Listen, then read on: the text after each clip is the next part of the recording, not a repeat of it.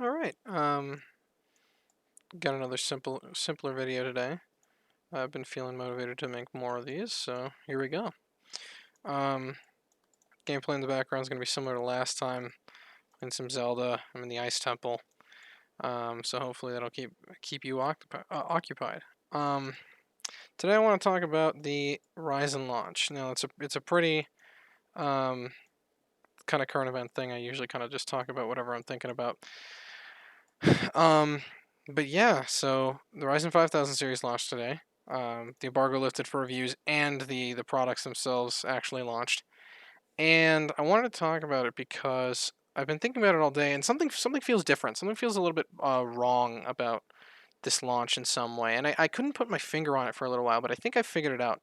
And I was watching bit with Kyle's video about the Ryzen launch. He was showing some numbers, and he was talking about um, how Intel or how AMD kind of feels like Intel lately, um, in terms of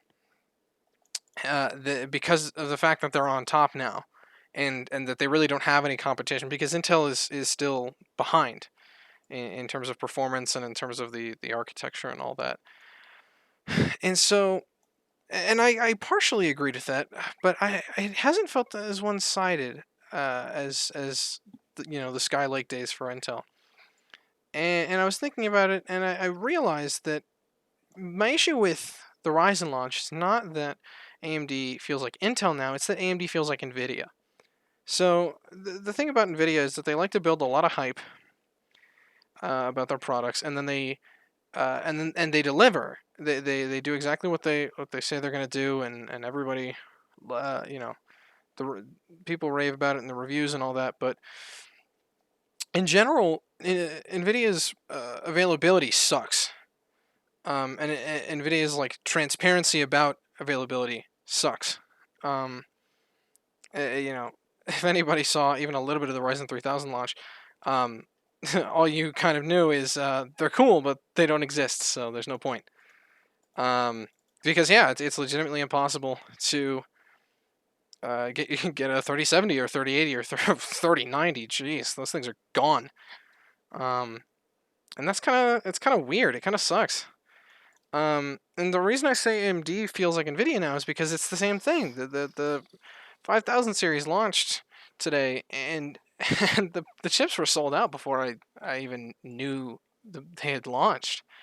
You go on Newegg, every single SKU, 5600X, 5800X, 5900X, and 5950X, and any associated bundles, all sold out. And I expected that because these things are in high demand, but AMD kind of hyped it the same way Nvidia hyped the 30 series. And this is not a new thing. This is not something that AMD just started doing today.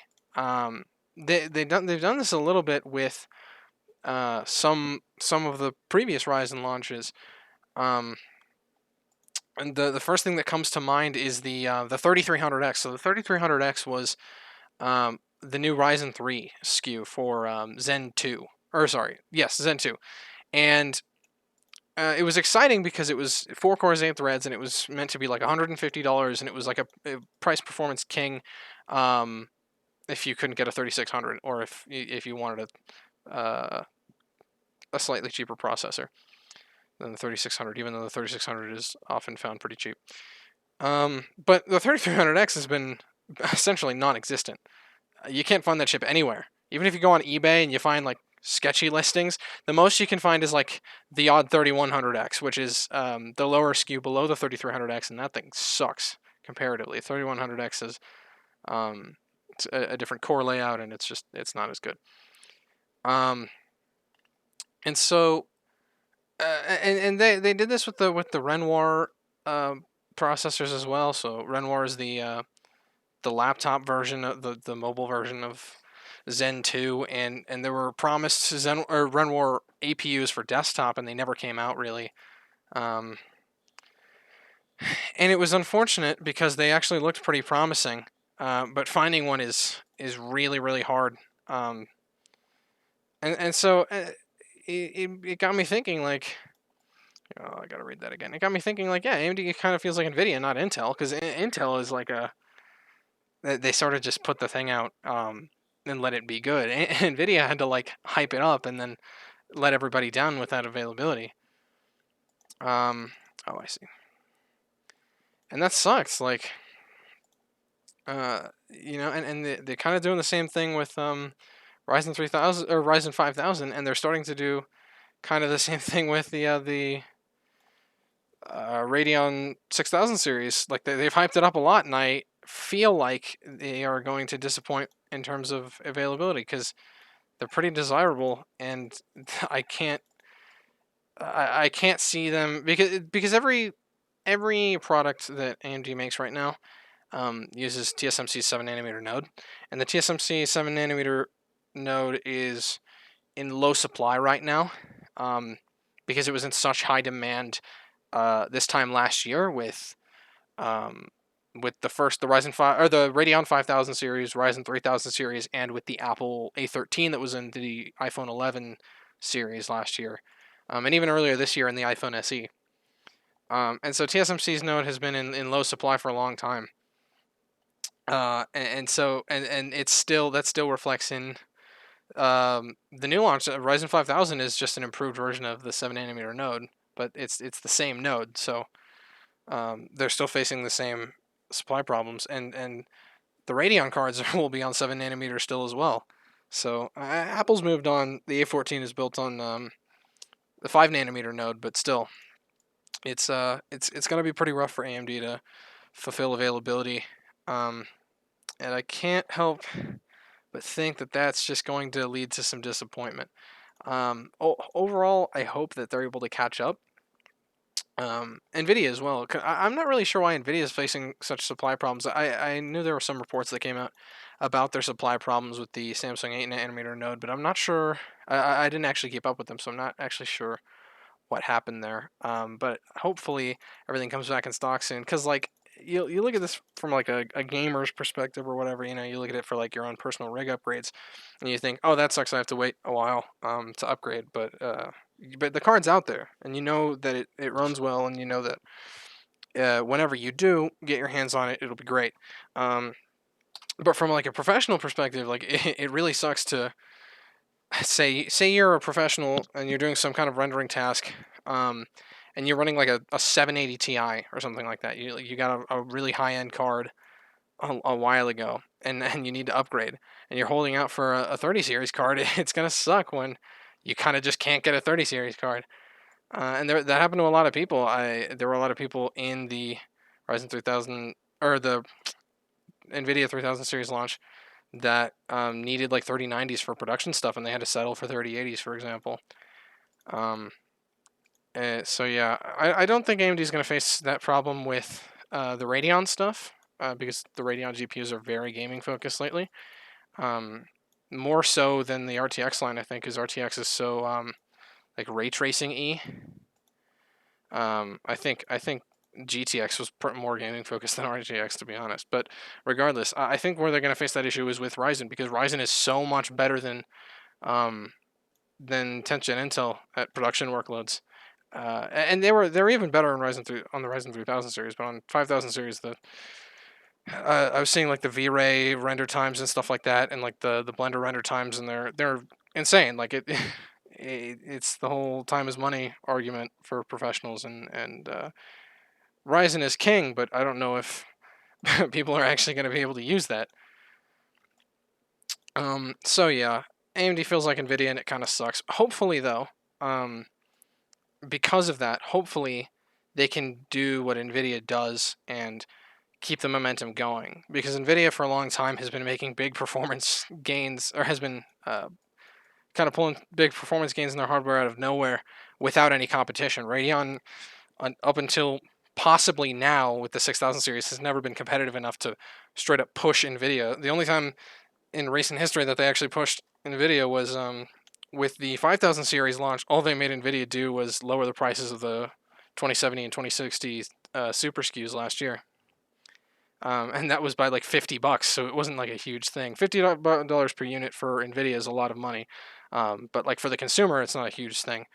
It's not the same thing as like what AMD did to Intel, where Intel obviously panicked with Ryzen and started cranking the core count and pushing the power limits to get more performance out of 14 nanometer.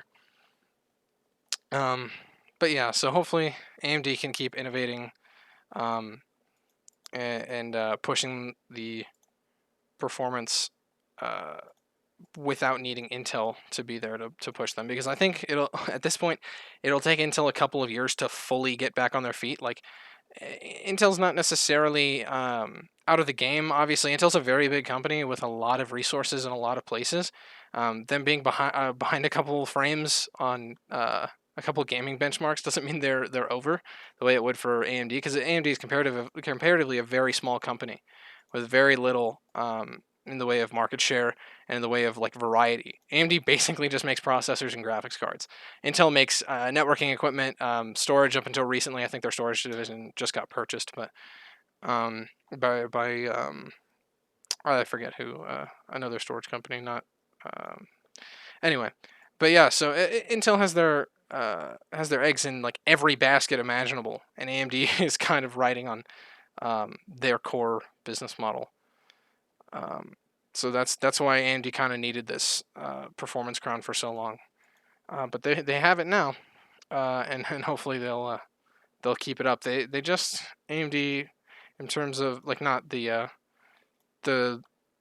development divisions or anything, like they don't have anything to do with that, but with this, but AMD as a company just bought Xilinx, which is a to my understanding, is a company that creates stuff like FPGAs and stuff like that.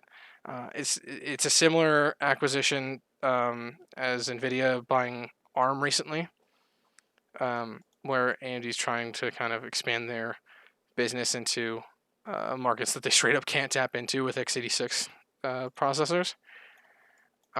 So hopefully AMD can kind of expand their market share.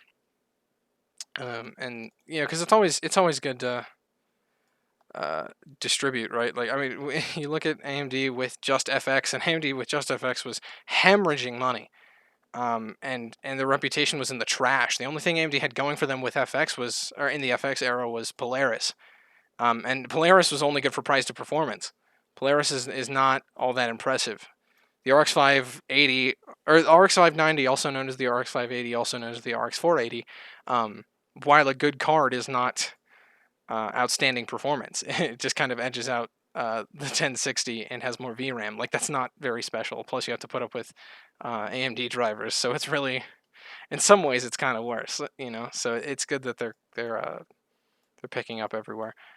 I've already talked about my concerns with Radeon 6000 drivers and stuff like that, and hopefully that won't be an issue going forward. But yeah, so Ryzen launch is looking good. I haven't seen anything about 400 series board compatibility. I know that a couple of vendors, namely Gigabyte and I believe MSI, but I wouldn't take that with a grain of salt. I don't know if MSI, but definitely Gigabyte put out unintentionally publicly posted a beta BIOS for B450 that has the GISO 1100 code for Ryzen 5000. But I haven't seen anybody test it. There's probably a Reddit forum somewhere, or Reddit discussion somewhere that talks about that. But yeah, so I haven't heard anything about 400 series board compatibility, and I'm hoping to hear more about it, because I'd really like to put off the purchase of a 500 series board, because the board I'm looking at is like $200, and that's money I don't want to spend on a motherboard right this second. So yeah. Anyway, yeah, just something to think about. AMD, hopefully availability, right? I'm thinking availability will probably even out sometime late quarter one of next year. I really think for the holiday season, you kind of have to keep your finger on the trigger for any Amazon or Newegg availability. Like, you really have to watch out for it if you're gonna snag one by Christmas. But if you're looking for it, there's a decent chance it'll show up eventually. So anyway, so yeah, that's my little AMD rant. Thanks for listening.